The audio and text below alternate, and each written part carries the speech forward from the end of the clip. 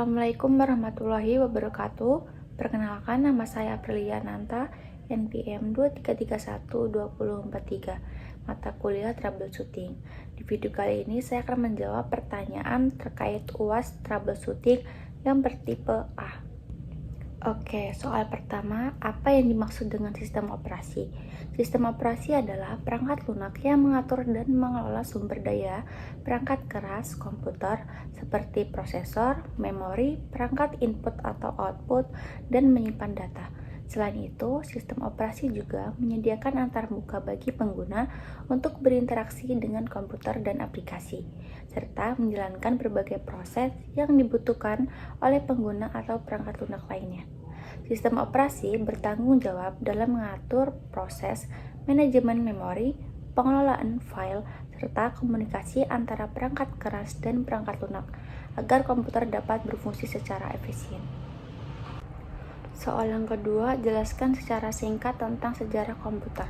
Sejarah komputer dimulai dengan alat hitung seperti abacus, kemudian Charles Babbage merancang mesin analitik pada abad ke-19 yang menjadi dasar komputer mekanik. Pada abad ke-20, komputer elektronik pertama seperti ENIAC dikembangkan untuk keperluan militer dan ilmiah. Pada 1960-an, komputer mulai digunakan lebih luas dengan munculnya mainframe. Komputer pribadi muncul pada 1970-an dan teknologi mikroprosesor di akhir abad ke-20 membuat komputer semakin kecil, cepat, dan terjangkau menjadi bagian penting dalam kehidupan sehari-hari. Soal ketiga, sebutkan 7 komponen penting pada motherboard. Yang pertama ada prosesor soket, tempat pemasangan prosesor atau CPU. Yang kedua RAM slot untuk memasang modul memori atau RAM. Yang ketiga chipset, mengatur komunikasi antara prosesor, memori, dan perangkat lainnya. Yang keempat expansion slot untuk memasang kartu ekspansi seperti kartu grafis, suara, dan jaringan. Yang kelima power konektor untuk menyuplai daya ke motherboard. Yang keenam SATA port untuk menghubungkan hard drive atau SSD.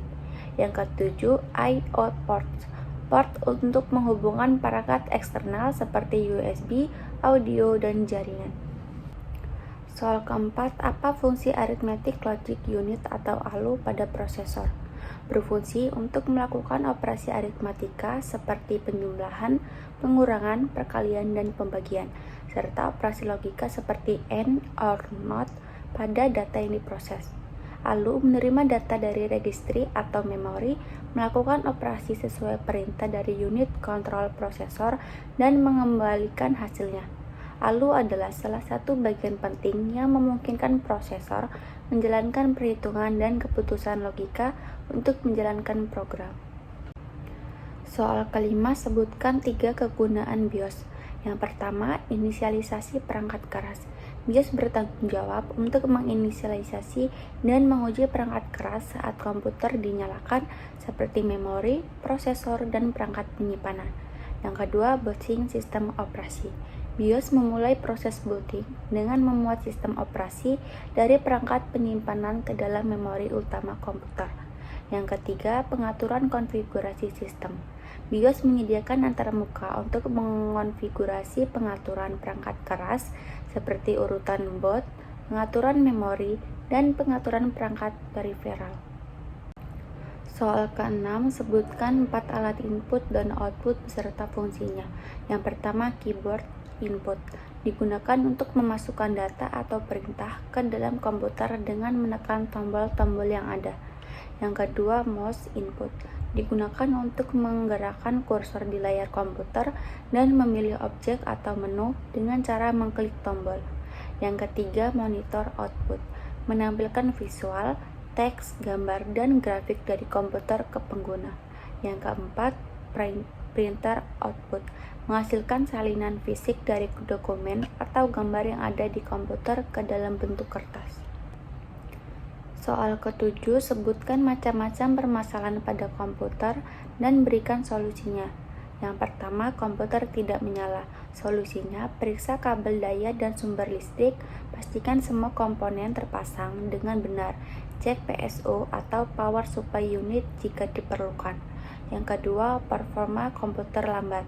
Solusinya, tutup aplikasi yang tidak diperlukan, periksa pengguna RAM dan CPU, lakukan dengan defragmentasi hard drive, dan pastikan tidak ada malware yang berjalan di latar belakang.